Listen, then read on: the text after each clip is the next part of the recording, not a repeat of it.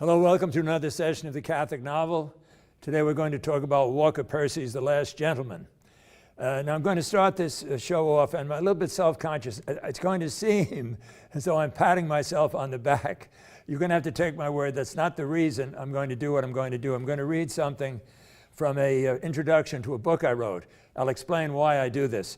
I wrote a book on Walker Percy. It came out in 1996, and I asked the very well-known child psychiatrist Robert Coles to write the introduction. Robert Coles was a great fan of Walker Percy. He had written a book about Walker Percy, as a matter of fact, and he wrote this glowing introduction. And when I read it more than 20 years ago, I was very touched by it. But I read it recently, preparing for this show, and it gave me a really strange experience, and I'll explain that in a second. So this is what Robert Coles said in his introduction. Father Lauder proves himself to be not only an admirer of Percy, but a skillful, lucid narrator, bent on giving us a particular fictional world in the hope that we will want to explore it, or in the case for some of us, visit it yet again. What follows then is an appreciative, sensitive, generous response to a body of work, a response offered as a celebration, a lesson, an evocation, and recommendation, all in the hope that we, in turn, will find our own way of connecting with Walker Percy, whose apt, finely honed skills as a novelist and moral diagnostician of our time make him the much-needed spiritual companion so many of us need and seek, and not rarely despair of ever finding. If Father Lauder will have helped a few more of us to make such a connection, such a discovery, then he will indeed have earned our gratitude, addressed our situation, and I do believe prompted a smile from the humble yet brilliantly inspired and accomplished spirit of Dr. Percy, which still is very much with us, and one hopes and prays always will be an important presence among us. Of course, I was thrilled that Robert Coles wrote those, but as I reread it, I realized something strange has happened between me and Walker Percy. When Robert Coles wrote that, and of course when I wrote the book, Percy was already dead. I think I started the book about a year after he died. I feel very close to him. Now, I don't want to get mystical about this, but as I've been rereading his books and thinking about Dr. Coles's introduction, I realized that in some very basic way, Walker Percy's vocation was the same as my vocation. Here's what I mean. I certainly am not comparing myself to Walker Percy. This man was a great novelist. I think he was one of the most important novelists in the second half of the 20th century. But what he does in book after book after book is try to call our attention to the mystery of the human person and then opening us to the mystery of God. And in almost every philosophy course I teach, my first class is on mystery. And I don't know how good I am at this. I'm trying to get the students to have a sense of awe, a sense of wonder. I know I had a tough time getting it when I was an undergrad. I think it's very hard for undergraduates to get this because they've got term papers. A lot of the students have jobs. They've got a social life. They've got telephones, you know. But that's what I'm trying to do, and that's what Walker Percy tried to do in novel after novel. Help us to see what many people in the contemporary world have missed. So I believe in the communion of saints. So yesterday I offered Mass for Walker Percy, and I believe it's quite possible that he is praying for me and sending me messages from beyond the grave. Now, of course, I can't prove any of that, but that's how I think. I think of the communion of saints, we're all connected. And right now, I feel very close to Walker Percy, and I really miss him. I mean, I'm almost tempted saying, Walker Percy, where are you now that we need you? Because I find the books are more important today than they were when they were written 50 or 40 or 30 years ago, the novels I'm talking about. So the one we're going to do today is The Last Gentleman, and in the epigraph, Percy quotes Romano Guardini. Now, just in case some of you have not heard of Romano Guardini, when I was in the seminary in the 1950s, he was easily the most popular spiritual writer. I had several of his books. There was a practice in those days of having a book sale. And publishers would send new books to the seminary, and it was a big deal. It was a whole afternoon. Some professors would come in and recommend certain books. And I found a book by Romano Guardini. It was 2 essays, The Church and the Catholic and the Spirit of the Liturgy. And I went around telling all my friends, this is special, try to get a hold of this and so on. And of course a number of them did, and I thought they were great. I thought the book was just absolutely great. So here's the quote. Now I read this quote more than 30 years ago. I understood it somewhat, but I think it's more fitting today. It's more relevant today. So here's the quote from a book called The End of the Modern World. We know now that the modern world is coming to an end. At the same time, the unbeliever will emerge from the fogs of secularism. He will cease to reap benefit from the values and forces developed by the very revelation he denies. Loneliness in faith will be terrible. Love will disappear from the face of the public world. But the more precious will be that love which flows from one lonely person to another. The world to come will be filled with animosity and danger, but it will be a world open and clear. I thought Guardini was onto something many years ago when he wrote it. I find the quote more applicable today.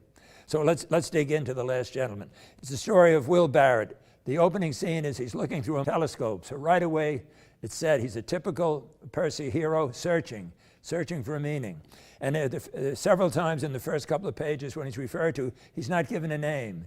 He's referred to in the third person. So the theme of, this guy has sort of lost his personhood. He's trying to find himself. He's trying to figure out what it all adds up to. Is set right away. Now, if he finds himself in the novel, and I have an opinion about that, which I'll tell you before I finish, he does it through a family he links up with, the Vaught family, V-A-U-G-H-T. In that family is a 16-year-old boy, Jamie, who is very seriously sick, in fact, dying. His brother, Sutter, S-U-T-T-E-R, who is a doctor. Sutter's wife, from whom he is divorced, Rita, and she's a kind of a symbol of secularism and a kind of a spokesperson for secularism. And another sister, Val, who literally is Sister Val, religious. And she spends her life in a settlement house with poor black children, trying to teach them language. Rita, as I said, is a spokesman for secularism. She thinks, the cure for Jamie is take him out and let him meet a couple of chicks. Sutter is planning his own suicide. He has written an article, the incidents, I think it's the incidence of suicide in post-orgasmic experience of medical students. The point Percy's making is so much of theory takes you out of the world. One way people try to enter again, become immanent, be in touch with reality is through sex, but it doesn't work. It doesn't work unless somehow it's containing the transcendent. So Sutter is planning his own suicide, and Will Barrett becomes aware of that. Sister Val in the novel gets Will to promise that he will make sure Jamie is baptized before he dies. So the last few pages of the novel are the most touching, and I found tremendously inspiring in Percy's novels. One of the most touching scenes. Jamie is dying. Will Barrett, who is not a believer, has called for the priest. So he is present in the hospital room. The priest shows up. His name is Father Boomer, and Percy does what I think Graham Greene did often. I think a number of Catholic writers do it. He's not humanly a terribly attractive person. I think someone referred to him as a kind of a workaday priest. He's there. He's going to give the last sacraments, but he's not a person you'd want to, you want to sit down and have a serious talk with. At least he doesn't appear that way anyway. So he's there. Sutter is there. Jamie is dying, and Will Barrett is there.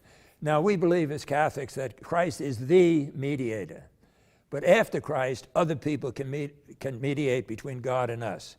So Sister Val has mediated by getting Will Barrett to promise that he would see that Jamie got baptized before he died.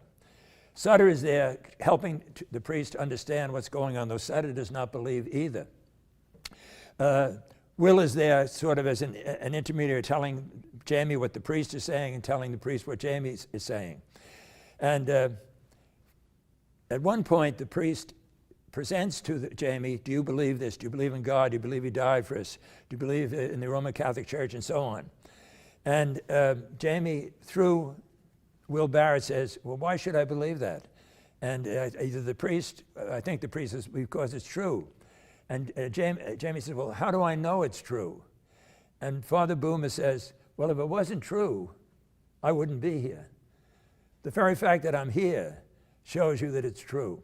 So they get Jamie baptized, and then shortly after that, he dies. When Sutter leaves, Will Barrett runs after him. He knows that Sutter is planning suicide, and he says to him, well, what went on back there?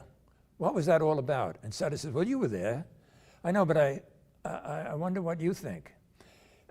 He says, well, what does it matter what I think? So he gets into his car and starts to drive away, and Will Barrett runs after him. He says, wait, something happened. You know, the whole image is something happened in that room. And Barrett is beginning to believe. And Sutter is very impatient, but you know that he's also wondering about this whole experience. And so it's a question of being mediated, and also the importance of language. Remember, St. Paul says faith comes through hearing. And Sister Val is working with these black children. She says when they begin to talk, it's like Adam on the first day, that all sorts of things they're interested in. And Walker Percy, one of his daughters, was deaf, so he was very interested in language. And I remember he wrote in one of his essays, it's amazing that we spend millions of dollars trying to help gorillas speak, and we miss the mystery of human speech, which was really a mystery. You know, Walker Percy makes marks on a piece of paper, and we read them, and they have a tremendous meaning to us. So language is a tremendous gift, and Percy thought that this was perhaps one of the great ways we could enter into the mystery of the human person. So I love The Last Gentleman when I read it originally, but I think it's so much more relevant. And I'm not kidding now, I really feel a kind of a deep relationship with Walker Percy. I never met him, but we did exchange mail. After he died, I wrote to his wife, and she wrote back to me and said, Walker used to say, I have something to say, and I'm going to say it. And I'm very grateful that he did. I'm not exaggerating when I say I think he is one of the most important novelists of the second half of the 20th century. So I encourage you to read The Last Gentleman, read it carefully. Keep your eyes open for all kinds of signs and all kinds of messages. I think they're in there. And I think without preaching or without turning the novel into a sermon, Walker Percy really illuminates the mystery of faith. So try The Last Gentleman.